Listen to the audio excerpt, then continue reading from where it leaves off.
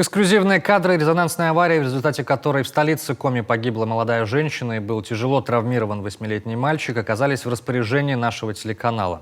Одна из камер уличного видеонаблюдения зафиксировала момент наезда на ребенка. С новых ракурсов хорошо видно, как сразу после столкновения водитель Сузуки сначала жмет на тормоз, что отчетливо видно по мигающим стоп-сигналам внедорожника, а затем автомобиль резко ускоряется и покидает место происшествия. Попал в объектив и момент столкновения смертоносной Сузуки с Volkswagen.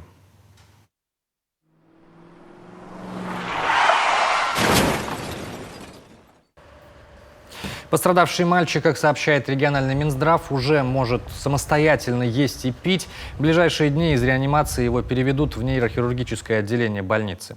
Тем временем семья погибшей женщины открыла специальный благотворительный счет для детей, которые остались без мамы. У Ирины и ее супруга 14-летний сын и 5-летняя дочь. Семья оказалась в тяжелом положении, ведь, как выяснилось, супруги ранее оформили ипотеку. И в одиночку отцу справиться с выплатами и содержанием детей пока непросто. Жены сейчас уже нет, получается только на одну зарплату будет. Надо будет еще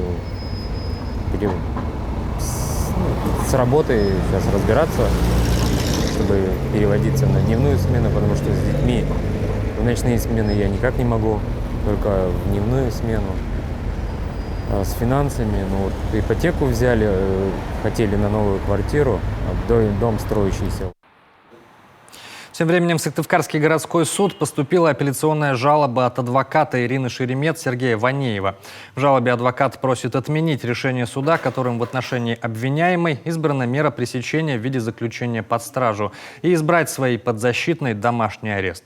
Жалоба будет рассмотрена в Верховном суде Коми.